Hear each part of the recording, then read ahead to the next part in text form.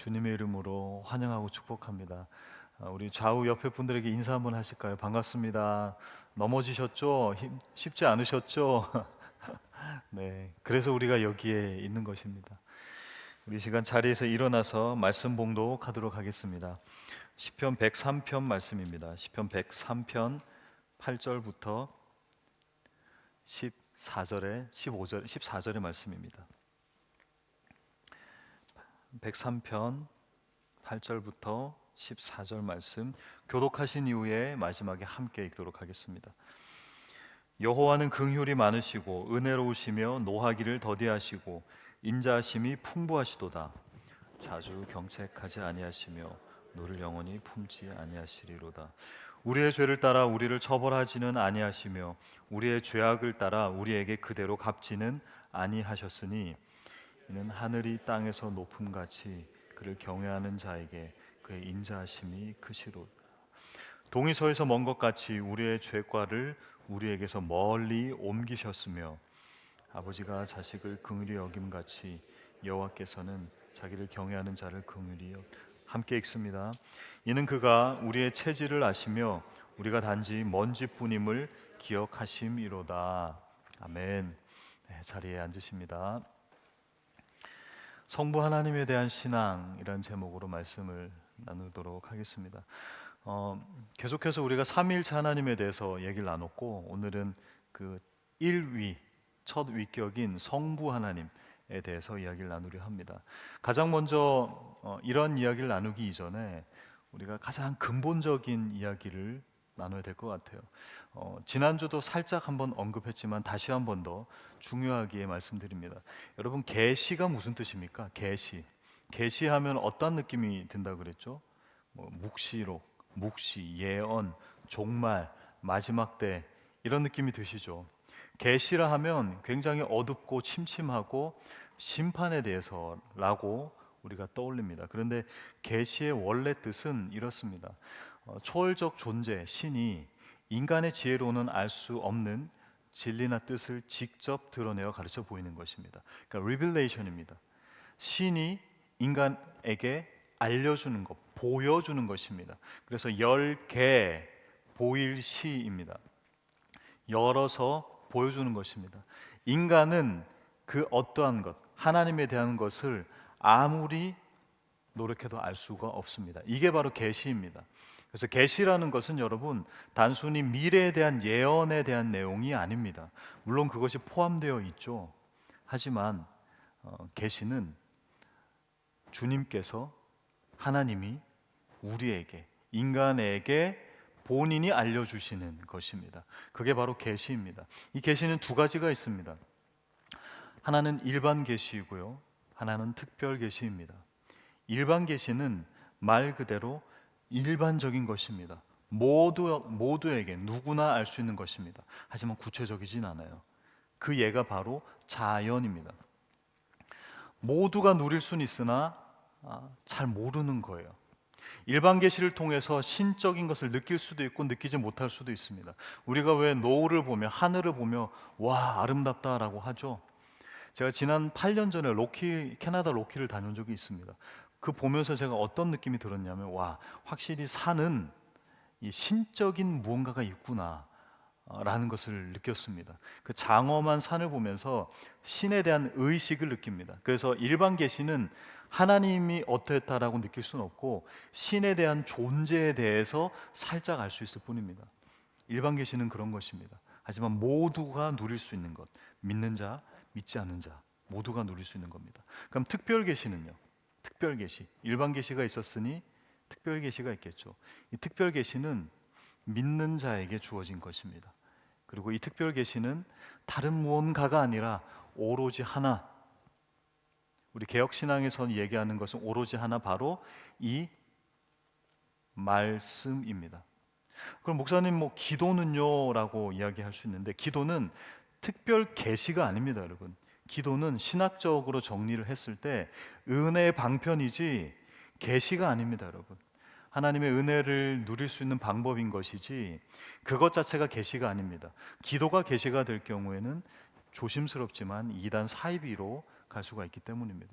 그래서 일반 계시는 누구나 느낄 수 있지만 하지만 하나님에 대한 신에 대한 존재를 정확히 알 수는 없어요. 특별 계시는 믿는 자에게만 주어졌지만 하나님에 대해서 완벽하게 알 수가 있는 것입니다. 예를 들면 이런 겁니다. 마트에 가요. 마트에 갑니다. 마트에 갔더니 모두가 할인입니다. 예를 들어 10달러 하던 게 7달러예요. 와우, 감사하죠. 그게 바로 일반 계시입니다. 그러니까 일반 할인인 거죠. 그런데 그 7달러짜리가 멤버십 가입 시에 5달러라는 거예요. 이게 바로 특별 계시입니다. 멤버십을 가입한 사람에게는 특별하게 주어지는 은혜라는 것입니다. 그래서 그 멤버십을 가입하기 위해서는 내가 그 회사와 나의 정보와 이거를 긴밀하게 교환하는 것이죠. 비유가 조금 너무 생활 밀착형인지 모르겠지만 가장 쉽게 말씀드리면 그거예요. 모두가 누릴 수 있는 것 일반 계시. 하지만 모두가 누릴 수 없는 것. 하지만 가장 구체적인 것 특별 계시다라는 것입니다. 우리는 하나님이 알려주시는 만큼만 그 하나님에 대해서 알 수가 있습니다. 우리의 이성이 아닌 그분의 계시, 그분이 보여주시는 것만큼 알 수 있다라는 것입니다. 그래서 하나님에 대해서, 특별히 삼위일체 하나님에 대해서 그분이 스스로를 계시하지 않으셨기 때문에 우리는 그 삼위일체를 이해할 수 있다 없다? 없다. 삼위일체 하나님 존재에 대해서 계시하신 게 아니라 무엇을 계시하셨어요? 삼위일체 하나님이 하신 일에 대해서 보여주셨다라는 것입니다. 그래서 우리는 그분의 존재를 증명하거나 믿음으로 받아들여야 한다라는 것입니다. 그것이 지난주와 또 특별히 이 삼위일체 하나님과 성부, 성자, 성령에 대한 이 존재에 대한 신앙을 논하기 전에 꼭 알아야 되는 계시와 또한 삼위일체 하나님께서 존재가 아닌 사역을 계시하셨다. 우리에게 어떤 사랑을 베푸셨는지 알려주셨다. 이것을 머리에 좀 집어넣었으면 좋겠습니다. 성경에 삼위일체 하나님에 대한 계시는 없지만 사역에 대한 소개가 쭉 나와 있고요. 그 각 위격이신 성부, 성자, 성령 하나님의 사역은 또 그분이 어떠한 분이신지는 설명하고 있습니다. 그러니까 삼위일체 하나님에 대한 존재는 설명하진 않지만 성부 하나님이 어떤 분이신지에 대해서는 설명하고 있다고요. 그게 바로 오늘 본문입니다. 오늘 본문을 제가 이거를 할까 말까 고민됐는데 할까요? 약간 개그 드립이긴 한데 좀 여러분이 너른 마음으로 노하기를 더디하신다면 제가 네, 오늘 사실 제목을 막 고민하다가 부제목을 너그 아버지 뭐 하시노라고 제목을 적으려고 그랬거든요. 그래서 너그 성부 아버지 뭐 하시노? 너그 성부 아버지, 우리 성부 하나님께서 어떤 분이신지, 뭐 하는 분이신지에 대한 내용을 오늘 본문에서 알 수 있어요. 특별히 오늘 본문은 다윗의 시다라고 이야기를 하고 있습니다. 학자들이 유추하기로는요, 오늘 본문이 쓰여진 그 배경은 다윗이 아마 왕국의 안정을 가지고 이후에 나라가 좀 평안해지다 보니 이제 범죄를 저지르게 되죠. 그 범죄가 바로 밧세바를 취하는 범죄였습니다. 그래서 그때 그 이후에 혹은 조금 지난 말미즈음에 자신에 대한 회개, 자신의 죄에 대한 통곡의 시가 아닐까라고 추측하고 있습니다. 한마디로 신앙과 삶의 크나큰 추락과 범죄 이후에 이 시편을 기록했다라는 것입니다. 그 부분을 우리가 한번 8절 9절 본문을 한번 읽어볼게요. 시작. 여호와는 긍휼이 많으시고 은혜로우시며 노하기를 더디하시고 인자하심이 풍부하시도다. 자주 경책하지 아니하시며 노를 영원히 품지 아니하시리로다. 노하기를 더디하십니다. 화를 잘 안 내십니다. 라고 하는 이 표현은 사실 다윗이 쓴 표현은 아닙니다. 그리고 오늘 본문에 읽진 않았지만 위에 7절을 보면 모세를 언급하기도 합니다. 왜 그런가 하니 사실 오늘 이 시편은요, 다윗이 했던 그 고백이라기보다는 카피라이트, 원 저자가 이 카피라이트이 바로 모세에게 있기 때문입니다. 모세가 언제 이 고백을 했는가? 출애굽기 34장 6절입니다. 여호와께서 그의 앞으로 지나시며 선포하시되 여호와라 여호와라. 자비롭고 은혜롭고 노하기를 더디하고 인자와 진실이 많은 하나님이라. 오늘 본문에도 이 하나님의 어떠하심, 특별히 노하기를 더디하시는, 진노하지 않고 은혜와 인애를 요청하고 있습니다. 출애굽기 34장도 왜 기록되었나 하니 출애굽기 32장과 33장에 이 사건이 있었어요. 이 사건은 어떤 사건일까요? 네, 힌트. 소. 네, 소라고 하셨는데, 예, 금송아지 사건입니다. 금송아지를 만들었던 이스라엘 백성들이 범죄했던 그 사건입니다. 우상을 만들지 말라는 십계명을 받음과 동시에, 물론 아래에서 일어난 일이긴 하지만요, 그와 함께 바로 그 십계명을 완벽하게 어겼을 때 하나님이 진노하셨던 그 사건이다라는 것입니다. 모세가 중재를 하면서 여호와는 이러한 분입니다라고 하며 이스라엘 백성의 죄를 모세가 중재할 때 이 출애굽기 34장 그리고 오늘 본문에 여호와는 자비로우십니다. 좋으신 분이에요. 토브. 그리고 인애가 가득하십니다. 헤세드. 여호와는 그런 분이십니다라고 모세가 이야기하는 것입니다. 그래서 금송아지도 또 다윗의 이 사건도 모두가 범죄 이후라는 것입니다. 어찌 보면 하나님 입장에서는 사고 칠 때만 찾고 또 필요할 때만 찾는 이스라엘 백성, 그리고 다윗이 아닌가 싶습니다. 우리는 하나님을 그렇게 찾습니다. 그리고 하나님은 굉장히 서운해하실 것 같아요. 하지만 여러분 기억하셔야 될 것은 그렇게라도 찾을 때 용서와 회복의 시작이 된다라는 사실입니다. 용서와 회복의 시작이 되려면 그렇게라도 찾는 것이 우리의 임무라는 것입니다. 여러분, 하나님의 어떠하심에 대해서 여러분은 언제 가장 많이 묵상하십니까? 하나님은 어떤 분이신지. 여러분이 감사할 때 하나님의 어떠한 부분은 사실 묵상하진 않아요. 감사할 때는, 평안할 때는 사실상 나에 대해서 오로지 집중합니다. 그런데 불편하거나 고통을 겪거나 혹은 나의 추한 모습과 나의 추락이 있을 때 우리는 하나님의 어떠함을 찾더라는 것입니다. 그래서 오늘 본문은 사실 그런 거예요. 하나님을 찾을 때, 특별히 인애와 자비가 풍성하신 하나님을 찾을 때는 사실 여러분들이 평안해서 찾을 때가 거의 없어요. 저도 마찬가지입니다. 오히려 나의 끝없는 추락을 경험할 때 우리는 그 하나님의 어떠함에 대해서 묵상을 하게 되더라는 것입니다. 우리가 주님 앞에 감히 설 수 없을 때, 그때 성부 하나님의 선하시고 인자하심을 그나마라도 그때라도 찾으시고 고백하시는 저와 여러분 다 되시기를 주님의 이름으로 축원드립니다. 주님은 인애하시고 좋으신 하나님이래요. 토브 선하시고 굿 선하시고 헤세드 인애가 크신 하나님이다라고 합니다. 근데 그런 하나님이 과연 어떤 하나님인가? 오늘 본문에 세 가지로 이야기를 하고 있습니다. 다시 한 번 더 여쭤보겠습니다. 너희 아버지 뭐 하시노? 너희 성부 하나님 뭐 하시노? 라고 했을 때 11절입니다.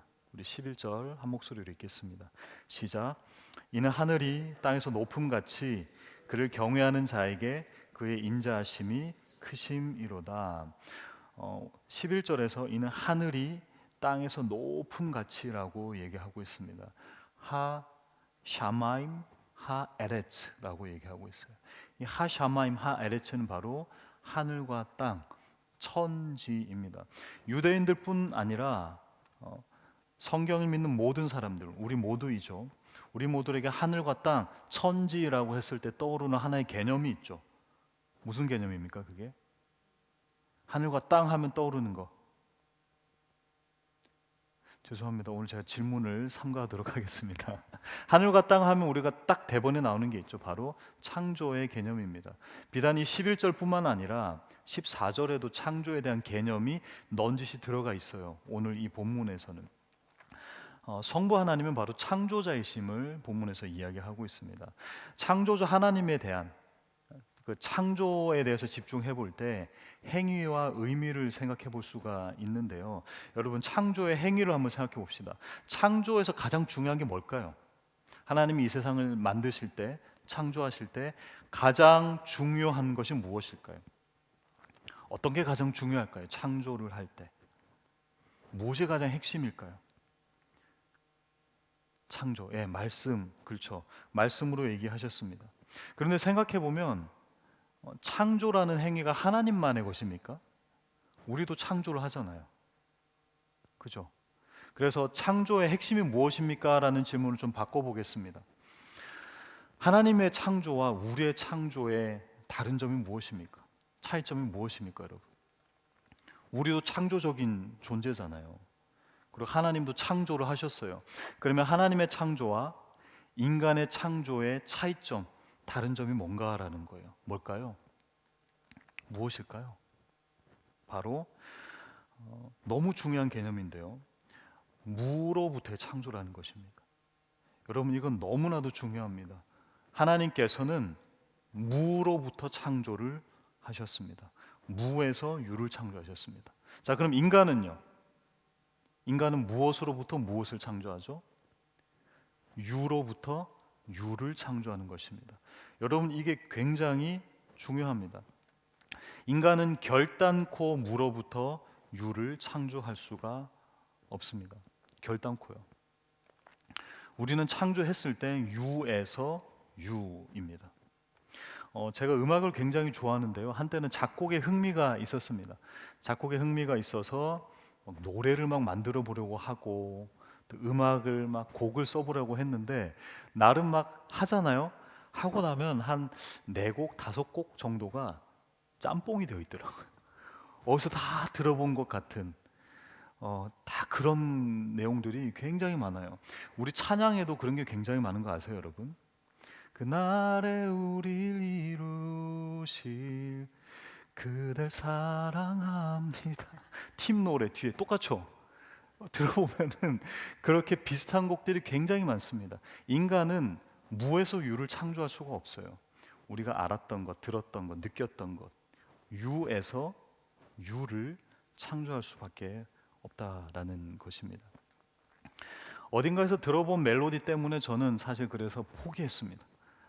나는 뭐 작곡 이런 거 해보면 안 되겠구나. 완전 그 뭐죠?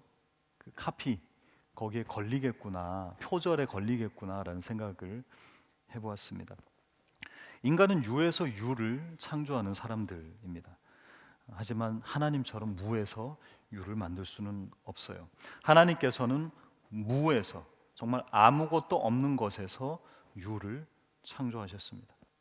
그렇다면 이 창조의 의미, 특별히 무에서 유를 창조한 의미가 무슨 의미일까? 하나님이 이 세상을 만들었다. 좋아. 창조주 하나님이시다. 성부 하나님의 가장 첫 번째 사역, 창조주 하나님이신데 그거는 알겠는데 이게 무슨 의미인가라고 생각할 수가 있겠죠. 무에서 창조하는 게 뭐가 그렇게 중요한가? 무든 유든 만드는 게 중요한 거 아닌가? 라고 생각할 수 있겠죠. 하지만 이게 너무나도 중요한 게요. 여러분, 이런 생각 한번 해보신 적 있나요? 하나님은 이게 없어요. 이게 뭘까요? 우리는 있어요. 우리는 있어요. 하지만 하나님 이게 없어요.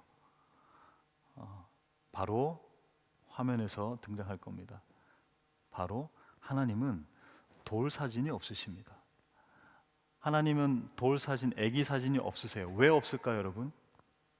하나님은 어디론가부터 태어나거나 만들어진 존재가 아니다라는 것입니다.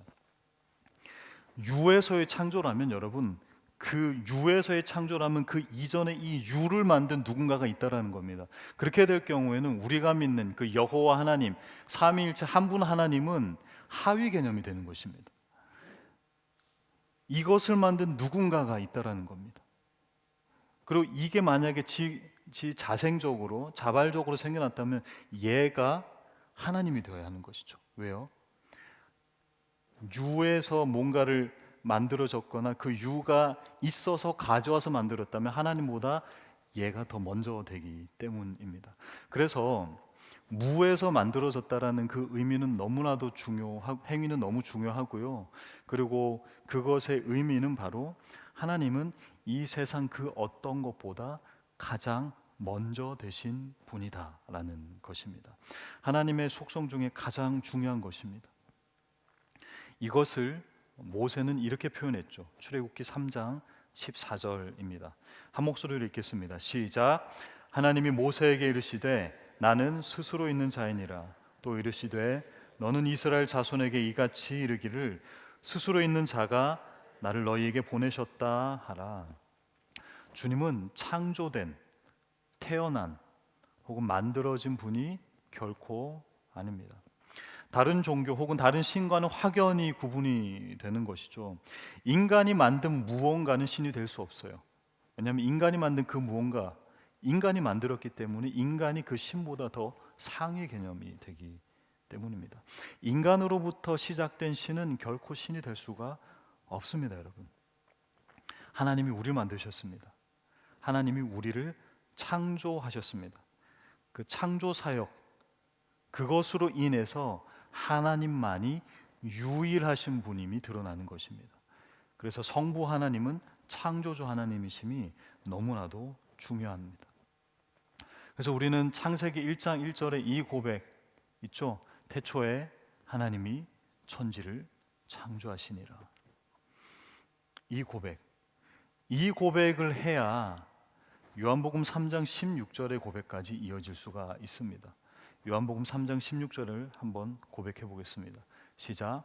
하나님이 세상을 이처럼 사랑하사 독생자를 주셨으니 이는 그를 믿는 자마다 멸망하지 않고 영생을 얻게 하려 하심이라. 창세기 1장 1절에 그 하나님의 천지를 지으심, 하나님의 창조주 되심을 고백하지 못하면 하나님의 우리의 구원자 되심까지 고백할 수 없다라는 것입니다. 하나님이 이 세상을 만드신 분이 아니라 one of them, 그들 중에 한 명이라면 우리가 굳이 하나님을 믿을 이유가 뭐가 있겠습니까?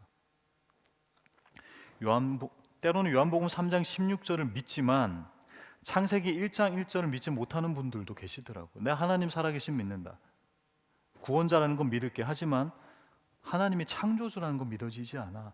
과학과의 충돌 때문입니다.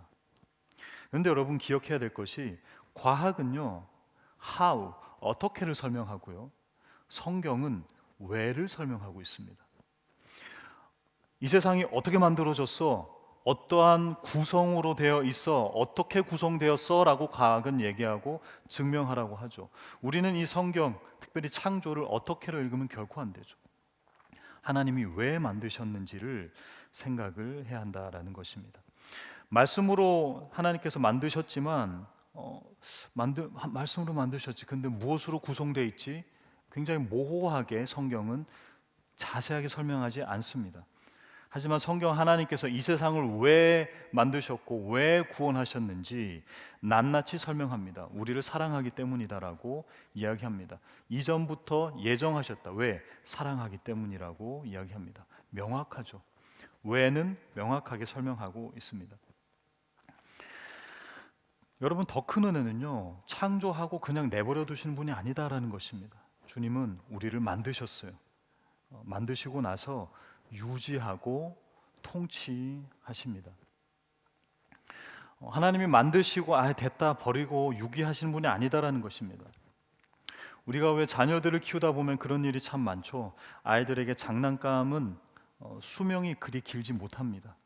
아이들에게 새 장난감을 주면 언제 그랬냐는 듯 조금 가지고 놀다가 금방 실증을 내더라고요. 그런데 이게 비단 아이들뿐만입니까? 우리가 택배를 향한 마음도 똑같죠. 소포, 택배, 그것이 올 때 너무나도 기대가 돼요. 하지만 뜯는 순간 뭐예요? 마켓플레이스용이 되는 것입니다. 중고품이 되는 것이죠. 하지만 주님께서는 우리를 뜯어버린 장난감이나 혹은 포장지가 찢겨진 소포처럼 여기지 않으시고 가장 최고의 사람이고 창조물이다라고 이야기하십니다. 아름답게 만드시고 끝까지 책임지신다라는 것입니다. 마치 이런 거예요. 아이폰 18이 등장했습니다, 여러분. 근데 워런티가 100년이래요. 와우. 근데 그 100년 동안 2년에 한 번씩 새 폰이 나올 때마다 계속 바꿔준다라고 얘기합니다. 평생이죠. 무료라는 거예요.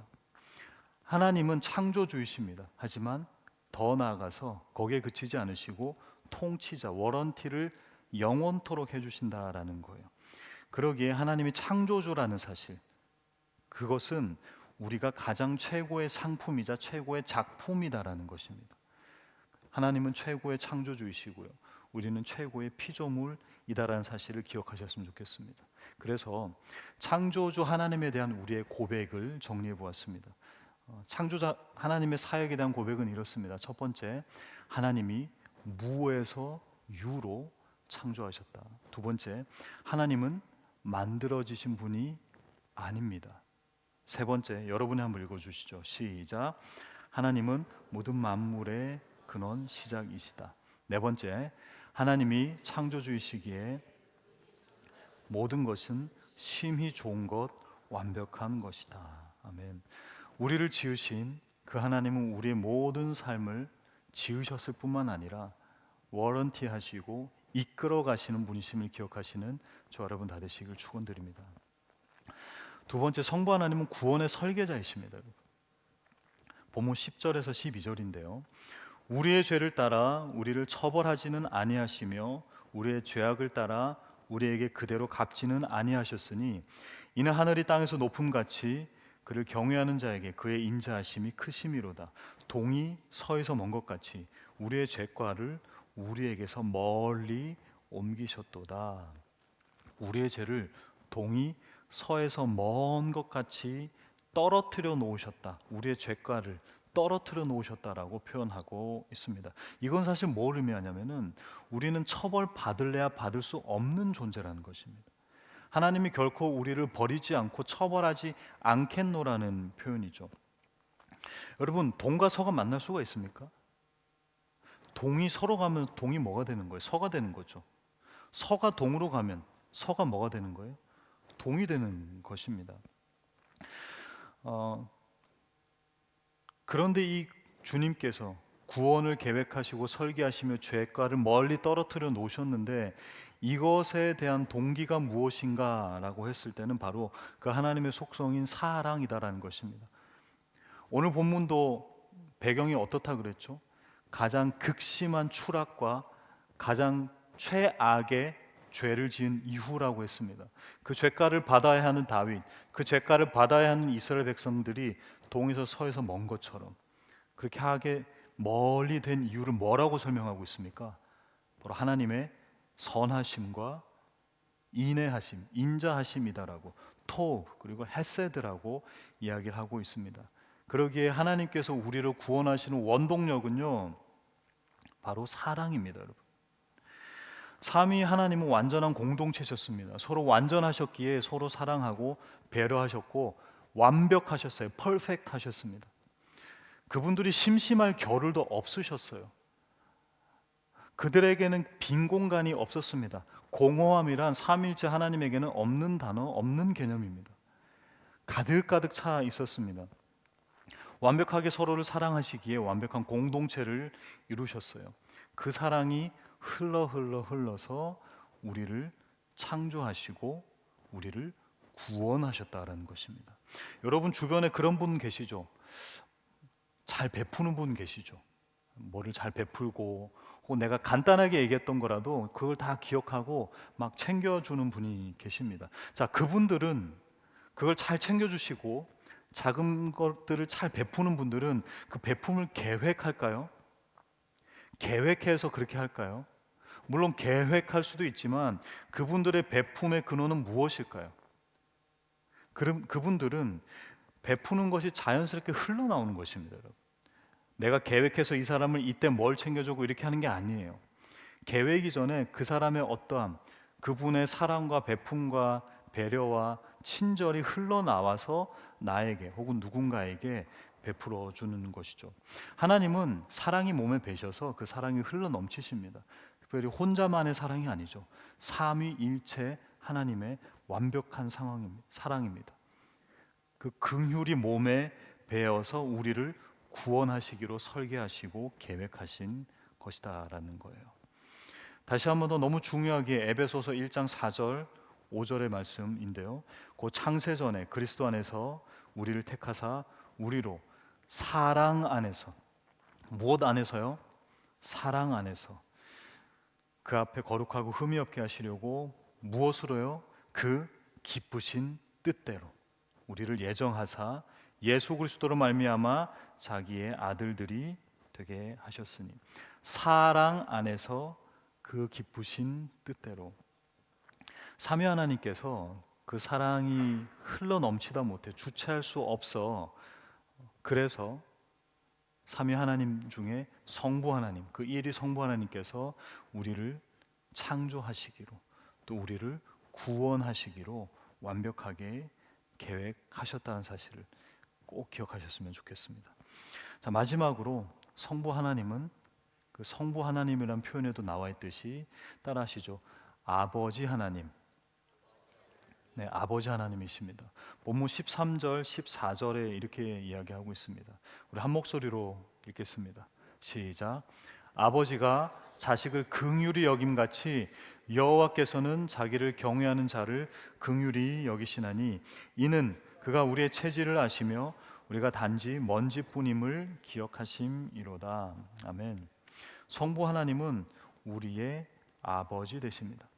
우리를 구원하셨기 때문에 아버지가 아니라요, 원래 아버지이신데 우리의 죄로 인해서 그 관계가 틀어져 있다가 회복이 되어서 아버지라고 다시 부를 수 있게 된 것입니다. 여러분, 우리가 주기도문에서 주문처럼 하늘에 계신 우리 아버지여, 우리 아버지여 라고 얘기를 참 많이 하죠. 그런데 여러분, 하나님 아버지, 아버지 하나님, 이 표현은요 여러분, 굉장히 불경스러운 표현이었죠.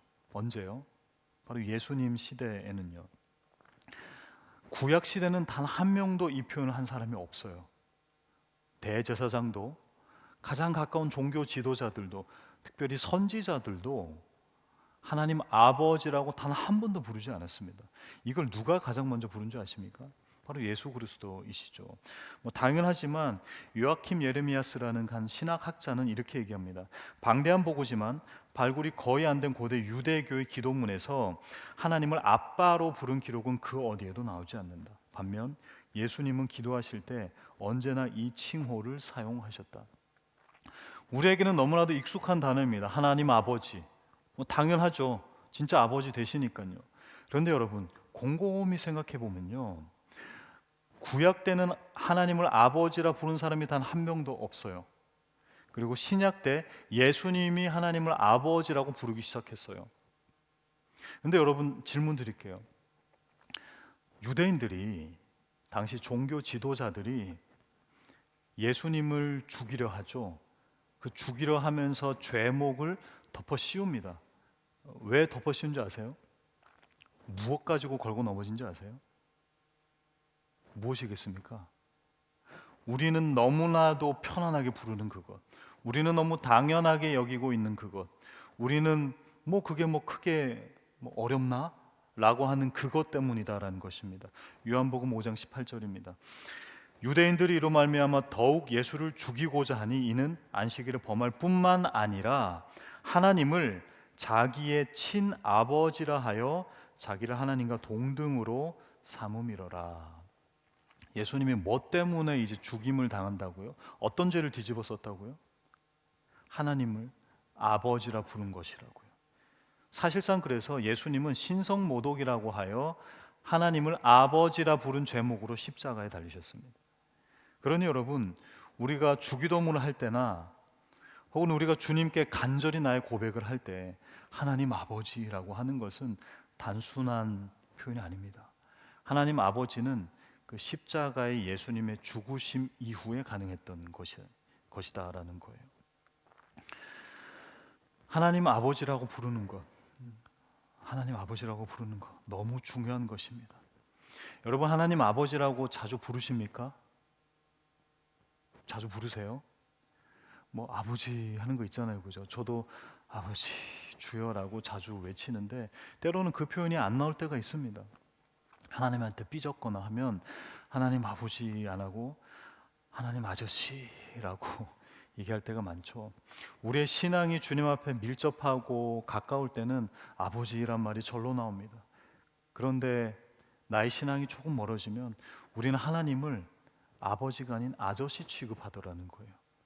하나님 아저씨 내 마음에 들어오지 마세요. 아저씨 집에 돌아가세요. 나는 당신과 관계가 없습니다라는 그런 마음으로 살아간다라는 거예요. 아버지란 말이 익숙하지 않다면 우리는 어쩌면 내 신앙이 조금 무뎌졌다라는 반증입니다, 여러분. 때로는 아버지라는 것이 아무런 감흥이 없다면 우리는 그 십자가의 은혜를 전혀 깨닫지 못하고 있다라는 것입니다. 그래서 우리가 하나님 아버지라 부를 때 성부 하나님 아버지라는 그 표현에 대한 묵직함과 때로는 감사함을 느껴야 된다라는 것입니다. 그 하나님께서 뭘 안다고 하니 우리 14절에 우리의 체질까지도 아신다라고 얘기하고 있습니다. 여기서 체질이라는 단어는요, 예제르라는 히브리어를 사용하고 있는데 이 예제르는 야짜르라는 동사를 명사화시킨 것입니다. 근데 이 야짜르라는 단어는 사실 무슨 뜻이냐면 만들다라는 뜻이에요. 근데 뭐를 만든다? 토기장이가 그 질그릇을 만들 때 이렇게 조물조물할 때 사용하는 단어입니다. 이 단어가 바로 창세기 2장 7절에 사용되었죠. 우리 한 목소리로 읽겠습니다. 여호와 하나님이 땅의 흙으로 사람을 지으시고 생기를 그 코에 불어 넣으시니 사람이 생명이 되니라. 여기서 사람을 지으시고라고 할 때 야짜르라고 사용을 하고 있습니다. 하나님은 우리가 어디서 왔는지를 아세요. 우리는 무엇으로 지어졌죠? 흙. 더 나아가서는 진흙, 먼지, 아파르라는 진흙에서 왔다라고 말씀을 드렸었죠. 우리가 그 진흙, 먼지에서 지어진 존재임을 너무나도 잘 아십니다. 그래서 그가 우리의 체질이라고 했는데 여기 영어 성경은 프레임이라고 되어 있죠. 우리가 어떻게 구성되어 있는지 가장 잘 아시는 창조주, 구원자이신 아버지 되신다라는 것입니다. 그리고 우리를 아들을 경책하듯이 하신다라는 고 본문에서 이야기하고 있습니다. 그러기에 여러분, 성부 하나님, 그 하나님은 우리의 창조주 되시고요, 우리의 구원의 설계자 되시고요, 그리고 우리의 아버지 되시는 분이심을 기억하셨으면 좋겠습니다. 말씀을 맺겠습니다. 하나님은 창조주이십니다. 무에서 유를 만드셨어요. 그러기에 누군가로부터 태어나거나 만들어지신 분이 결코 아닙니다. 인간이 만든 것은 결코 신이 될 수가 없기 때문입니다. 주님이 이 세상을 만드셨습니다. 창조하셨습니다라는 이 창세기 1장 1절의 고백, 이것을 시작하면 여러분, 주님이 나를 구원하신 것, 요한복음 3장 16절의 고백은 자연스럽게 이어질 것입니다. 하나님의 창조를 믿으시기 바랍니다. 하나님은 구원의 설계자이십니다. 오늘 본문 다윗의 크나큰 죄악 이후에 고백했던 처절한 고백의 참회의 찬양입니다. 우리의 죄가 여실히 드러날 때 하나님의 인자하심, 하나님의 선하심이 더욱 선명하게 드러납니다. 그 토브와 헤세드로 우리의 죄를 동이 서에서 먼 것처럼, 아니 그건 불가능해, 너희들을 처벌하는 것을, 너희들이 유기되고 나로부터 멀어지는 것은 불가능해 라고 이야기하십니다. 그 구원 설계의 동기는 바로 사랑이다라는 것이에요. 토브 헤세드 하신 그 사랑, 삼위일체 하나님의 사랑이라는 그 속성으로 그것이 삐져나와 넘쳐 흘러 우리를 구원하셨고 그 구원을 계획하셨습니다. 하나님은 우리 아버지 되십니다. 하나님 아저씨가 아니라 하나님 아버지예요. 그 호칭은 굉장히 특별한 것이었습니다. 우리에게 그 하나님 아버지라 부를 수 있는 권리를 주시기 위해 예수께서 십자가에 못 박혀 죽으신 것입니다. 하나님 아저씨가 어색하다면 우리 빨리 우리의 마음을 돌이켜야 될 것 같아요. 어색해진 거거든요. 어색한 그 사이를, 그 관계를 아빠 죄송합니다, 아버지라고도 하지 마시고 아빠 죄송해요, 아빠 나를 도와주세요 라고 고백하셨으면 좋겠습니다. 성부 하나님은 우리를 만드신 그 체질을 아시는 사랑 그 자체이신 우리의 창조주 아버지이심을 고백하는, 진짜 우리의 신앙의 핵심이자 대상 되시는 그분임을 제대로 알고 살아가시는, 또 그 아버지께 아빠 사랑합니다 고백하는 우리 모두가 되시기를 주님의 이름으로 축원드립니다. 우리 함께 이 찬양 고백 드리겠습니다.